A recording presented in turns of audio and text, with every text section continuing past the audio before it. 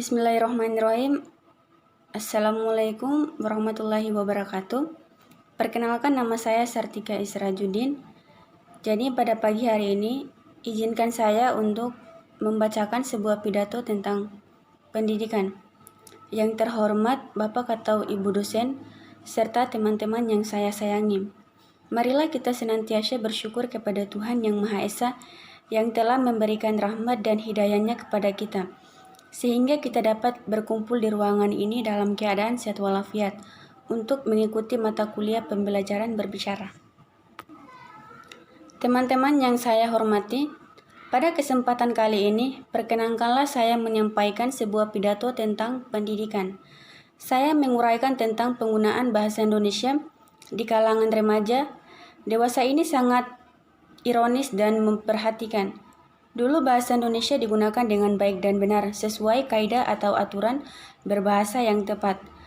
Namun kini seiring dengan perkembangannya teknologi dan pengaruh budaya luar, bahasa Indonesia rusak justru di tangan para pemudanya sendiri.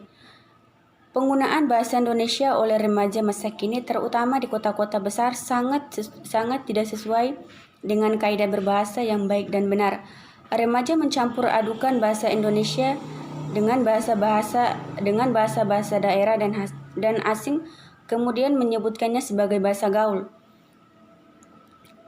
Kosakata baru banyak muncul untuk mengganti kata-kata dalam bahasa Indonesia. Misalnya gue yang berasal dari bahasa Betawi digunakan untuk mengganti kata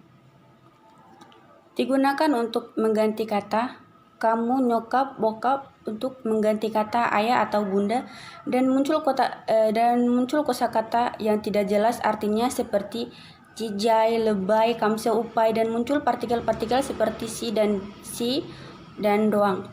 Ironisnya, penggunaan bahasa gaul ini tidak hanya di lingkungan pergaulan, namun telah mendarah daging dan tidak jarang digunakan remaja di sekolah. Bahkan ketika tes pelajaran bahasa Indonesia, sekalipun di sekolah, remaja spontan berbicara atau menulis dengan bahasa gaul dengan teman dan guru karena telah terbiasa menggunakannya dalam percakapan sehari-hari.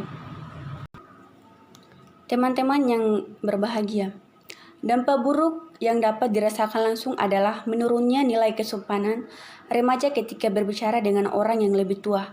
Sedangkan dampak tidak langsung dan dalam merusak bahasa nasional itu sendiri, mungkin beberapa tahun ke depan masih bisa menggunakan bahasa Indonesia yang baik dan benar. Namun bagaimana dan 50 tahun yang akan datang? Apakah bahasa Indonesia masih bisa bertahan?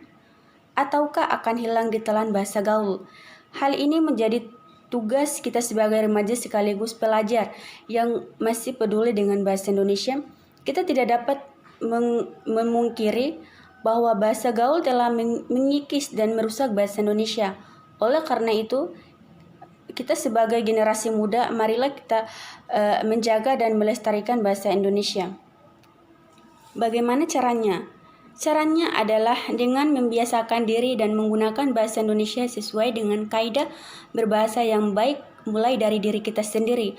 Karena hal besar berawal dari hal kecil. Setelah itu, marilah kita mengajak teman-teman dan orang-orang di sekitar kita untuk menggunakan bahasa Indonesia yang benar.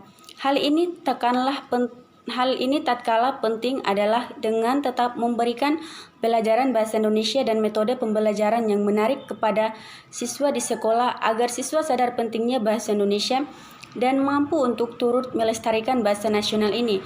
Dengan demikian, niscaya bahasa Indonesia akan tetap terjaga keberadaannya sampai kapanpun. Demikian yang dapat saya sampaikan. Sebelum saya mengakhiri pidato saya pada kesempatan kali ini, perkenankanlah saya berpantun. Hendak kemana sang pangeran?